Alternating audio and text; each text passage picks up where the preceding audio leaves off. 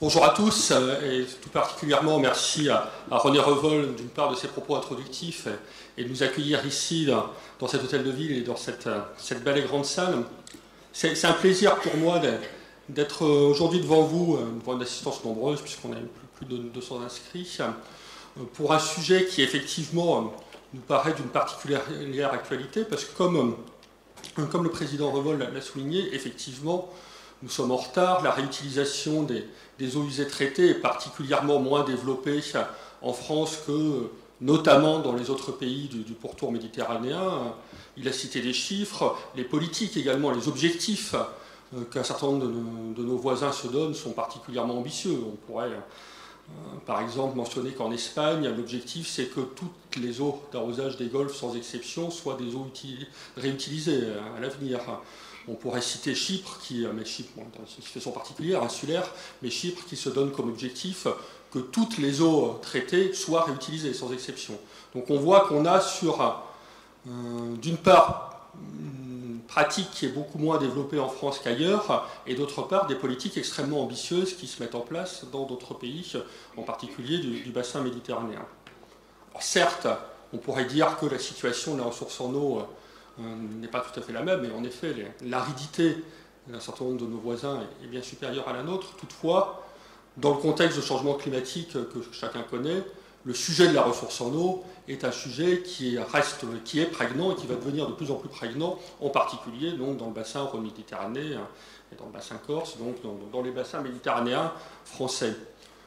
Le SDAGE Rhône-Méditerranée, le schéma directeur d'aménagement et de gestion des eaux, par exemple, qui a été adopté en toute fin d'année dernière, identifie ainsi 40% des masses d'eau superficielles, donc des cours d'eau, des masses d'eau, des bassins versants de différents cours d'eau, qui sont dans une situation de tension sur la ressource en eau. C'est-à-dire que si on ne fait rien, la ressource est chroniquement insuffisante pour satisfaire tous les usages et permettre le bon fonctionnement des milieux aquatiques. 40%, c'est beaucoup sur la totalité du territoire du bassin. Donc, d'ores et déjà, on est dans une situation où cette tension est présente. Évidemment, avec le changement climatique, avec des sécheresses plus longues et plus prononcées, plus fréquentes, ça ne va pas s'arranger. Le SDAGE est d'ailleurs très centré sur l'adaptation au changement climatique, pour tenir compte de ce qu'on perçoit déjà. Et dans ce contexte-là, la réutilisation des eaux usées traitées pour soulager les ressources en eau les plus en tension prend tout son sens. Elle peut également prendre son sens pour un deuxième objectif, qui est un objectif plus qualitatif pour protéger des milieux sensibles ou des usages sensibles. On peut parler des eaux de baignade, d'eau conchylicole, de milieux naturels protégés, de réserves naturelles par exemple, ou d'une manière plus générale de masses d'eau pour lesquelles un rejet pourrait porter atteinte à l'objectif de bon état assigné par la directive 4 sur l'eau. Donc dans tout ce type de cas où on a un sujet rejet qui est un sujet de dégradation de la qualité de l'eau ou de perturbation d'usages sensibles qui nécessite une bonne qualité bactériologique pour lesquelles une réutilisation des eaux usées prend aussi son sens puisque ça permet à la fois d'utiliser l'eau mais aussi dans certains cas de protéger les milieux.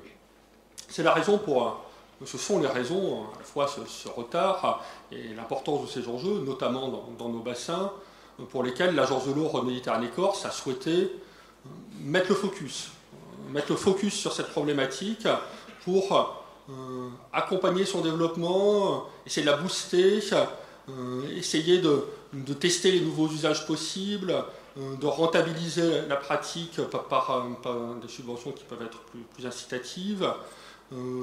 Alors évidemment, il ne s'agit pas de mettre en péril en quoi que ce soit la santé de nos concitoyens, donc ça suppose aussi que dans les réalisations qui soient lancées, on soit toujours très vigilant sur ces sujets-là, mais il s'agit d'aller au bout de ce qui est techniquement possible, dans le respect des normes, mais aussi d'aider à l'accompagnement de l'évolution des normes, qui va vous être présenté tout à l'heure par les représentants du ministère de l'écologie et de la santé. Je remercie de leur présence pour pouvoir là aussi tester les voies de développement. Et notamment, nous envisageons d'aider des pilotes qui peuvent tester la faisabilité de pratiques qui ne sont pas actuellement conformes à la réglementation, mais qui pourraient le devenir.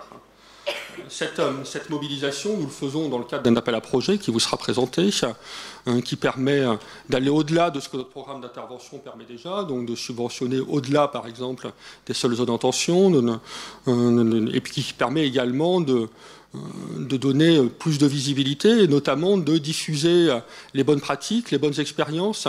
Un certain nombre d'entre elles vous seront présentées aujourd'hui. Je remercie tous nos partenaires, les collectivités, les services techniques, les entreprises, les bureaux d'études qui interviendront aujourd'hui pour présenter leur réalisation ou leur projet. Je crois que c'est important de contribuer à la diffusion de la pratique par ce qui se fait de bien, par les bonnes pratiques qui se font notamment dans le bassin, et par un échange sur les difficultés qui peuvent être rencontrées. Donc ça, c'est l'objectif que nous assignons à cette journée, favoriser, faciliter l'échange entre tous ceux qui sont intéressés par le développement de cette technique sur ce qui marche pas, les difficultés, comment on peut lever les difficultés. C'est pour ça que nous avons organisé cette journée en accompagnement de notre appel à projet pour aider à la diffusion et aider à l'émergence de projets le plus pertinent possible. Cette volonté d'accompagner la réutilisation des eaux usées traitées, elle s'inscrit d'ailleurs dans un cadre plus large, dans un double cadre plus large pour l'Agence de l'eau. À la fois, évidemment, comme je l'ai dit, l'accompagnement des nécessaires efforts d'adaptation au changement climatique, c'est toute la problématique mise en œuvre d'usage, adaptation au changement climatique, mais aussi accompagnement de l'innovation dans le domaine de l'eau. Et pour nous, la réutilisation des eaux usées traitées est un des axes majeurs d'innovation dans le domaine de l'eau, qui seront d'ailleurs mis en évidence, mis en exergue lors d'un colloque que nous organisons à Lyon le 17 octobre prochain sur la station d'épuration du futur, perçue comme maillon de l'économie circulaire. Et c'est bien cette logique d'économie circulaire qui nous paraît un facteur d'innovation. C'est un des fondements de la loi pour la transition énergétique et la croissance verte qui a été votée par le Parlement. Le but est bien d'aller vers des systèmes plus économe, plus durable. Alors là, on est plus économe, plus durable par réutilisation des eaux, donc sur le cycle de l'eau.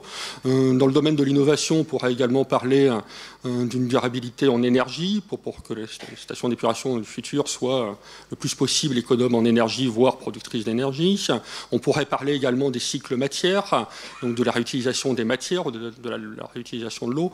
Bref, pour nous, la station d'épuration du futur est un défi de l'économie circulaire. La réutilisation des eaux usées traitées s'inscrit totalement dans cette problématique. C'est pour ça que nous mettons ce focus-là. Et je souhaite que, malgré les perturbations météorologiques, alors évidemment, il y a un vieil adage quand on s'occupe d'eau qui dit que si vous voulez faire pleuvoir, faites un colloque sur la sécheresse. En règle générale, ça marche bien. Bon, là, effectivement, on peut dire qu'on en a une forme d'illustration. On parle de tension sur la ressource en eau et effectivement, la méthode ne nous est pas favorable pour la visite. Mais néanmoins, je souhaite que la journée soit la plus féconde possible, facilite les échanges et je nous souhaite donc collectivement bon travail et je vous remercie de votre attention.